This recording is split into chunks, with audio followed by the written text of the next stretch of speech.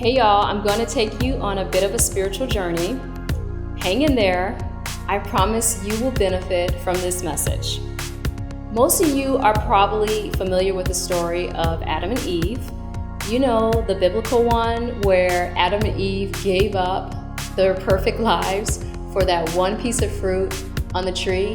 I think that as much as we wondered why the heck they did that, causing grief for the rest of us eternally, we inadvertently do the same thing in our own relationships. Let me explain a little further.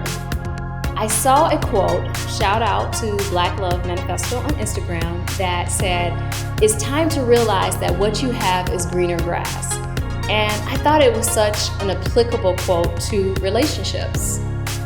Sometimes, even when we have the best fruit, we will forsake our garden for that one piece of fruit on another tree, thinking that it will be better for us. And here is how I think that happens. We don't focus on all of the benefits we have with the person we have chosen to have.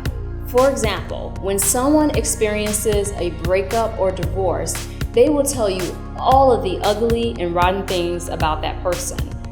And I'm not saying that there isn't truth to how a relationship declines or can become toxic over time. But what I'm saying is that most of the time, when we started off that relationship, we focused on that person's positive characteristics and attributes. It's called the honeymoon stage, and there is actual science to support how we lean into those feelings of oxytocin that we feel when we love someone, which makes us ignore the things about them that may bother us or become more bothersome to us later on. It's not that we don't recognize their issues, because in hindsight, we can see them pretty plain and clear. But what we do is we lean into hope. We focus on the positive things, which easily can get displaced when we change our focus more so on the negative things. In other words, we shift to that fruit, similar to Adam and Eve, because it seems like it will look, taste, and feel better as opposed to cultivating what we already have. But then we discover that that other fruit that we thought would be better, that would taste better, actually has a similar taste, and we may start to eventually feel the same about that fruit as the fruit we left behind. We soon recognize that it has similar challenges, problems, and frustrations too. So here is my simple advice. I'm not saying every relationship is forever, because that isn't the case and that wouldn't be realistic. But what I am saying is that when you have something with someone, you will never attain 100% perfection. If you are in that 80th percentile of happiness with them, you are killing it. There will always be things that bother you about someone that you love, but be big picture.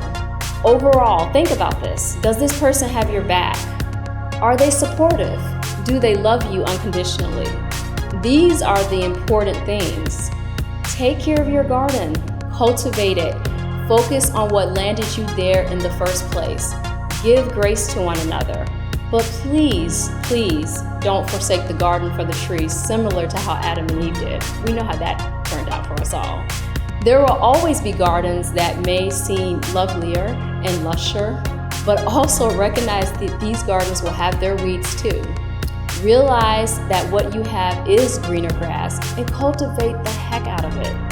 If you're struggling to determine where you should go with your relationship and you're having some relationship struggles, visit my website, thenewrulesofdating.com. I can help you figure it out. Until next time, XOXO.